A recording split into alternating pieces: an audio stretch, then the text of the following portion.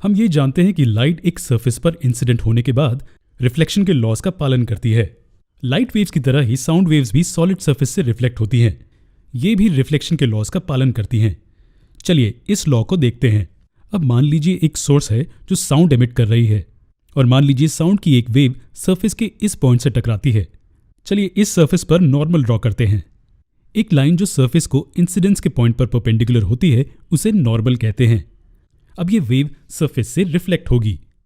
अब रिफ्लेक्शन के लॉ के अनुसार साउंड वेव इस तरह रिफ्लेक्ट होगी कि एंगल ऑफ इंसिडेंस I और angle of reflection R equal हो और इंसिडेंट रे, रिफ्लेक्टेड रे और नॉर्मल सभी एक प्लेन में होंगे। क्या होगा अगर एक वेव सरफेस पर परपेंडिकुलर इंसिडेंट हो? उस केस में रिफ्लेक्ट हुई साउंड उसी लाइन पर लेकिन ऑपोजिट दिशा में ट्रैवल करेगी। आप इन लॉज को घर पर भी वेरीफाई कर सकते हैं कुछ ऐसे। दो सिलेंडर के शेप के छोटे हॉलो ऑब्जेक्ट्स लें, दोनों साइड से खुले हुए। इसके लिए आप दो स्ट्रेट हॉलो पाइप्स ले सकते हैं। इन्हें एक दीवार के पास टेबल पर रख दें ऐसे। पाइप्स रखने से पहले टेबल को व्हाइट कार्डबोर्ड से ढक दें। अब पाइप का ओपन एंड जो आपकी तरफ है वहां एक घड़ी रख दें और दूसरे पाइप के एंड के पास अपना कान ले जाएं। क्या आपको पाइप से घड़ी की कांटों की साउंड सुनाई दी? पाइप्स को ऐसे एडजस्ट करें कि साउंड एकदम क्लियर आए। एक पॉइंट पर ये एकदम क्लियर आने लगेगी। ये साउंड की रिफ्लेक्शन का एग्जाम्पल है। जी हाँ, आपको रिफ्लेक्ट हुई साउंड सुनाई दे रही है। घड़ी से साउंड वेव पाइप से गुजरते हुए दीवार पर इंसिडेंट होती है। ये रिफ्लेक्ट होकर दूसरे पाइप से गुजरती है और आपके कान तक पहुंचती है। आप देखेंगे कि ये दो एंगल लगभग बराबर हैं।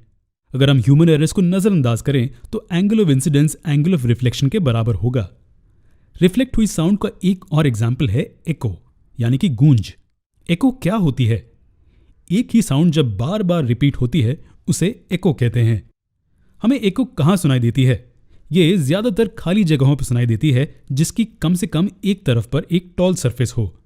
एग्जाम्पल के तौर पर अगर हम एक बड़ी घाटी में हो और एक गहरे खाली कुएं में चिल्लाएं, या फिर अगर हम एक लंबी दीवार के सामने ताली मारें तो हमें हमारी ताली मारने की आवाज बार बार सुनाई देगी।